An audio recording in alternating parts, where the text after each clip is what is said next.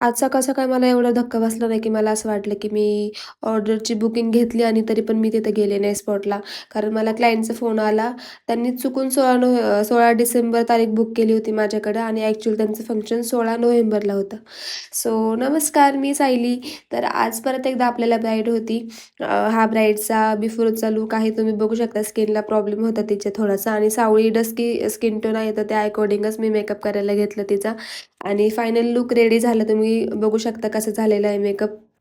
Makeup आवडला असेल तर नक्की लाईक करा आणि कमेंट करून सांगा की तुम्हाला माझे मेकअप कसे वाटतात.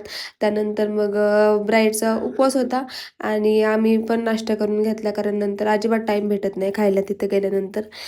त्यानंतर मग आम्ही हॉलवरती जायला निघालो. हॉलवरती पोहोचलो.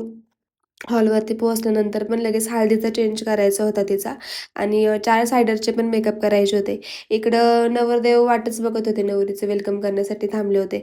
त्यानंतर मग नवरी आली. त्यानंतर नवरीची साडी वगैरे चेंज केली आणि लगेचच त्यांनी हळद स्टार्ट केली होती कारण त्यांच्यामध्ये टायमिंगला सगळं करतात.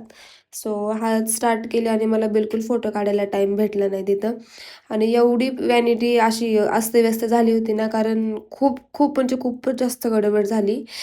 ऐन टायमिंगला ब्राईडला आवरायला मला फक्त 20च मिनिटं दिली त्यांनी लास्टला. हा ब्राईडचा ना वेडिंगचा लूक होता तो पण कसा झाला आहे मला कमेंटमध्ये सांगा. आणि सायडरचे पण लूक मी पुढे तुम्हाला दाखवते व्हिडिओमध्ये.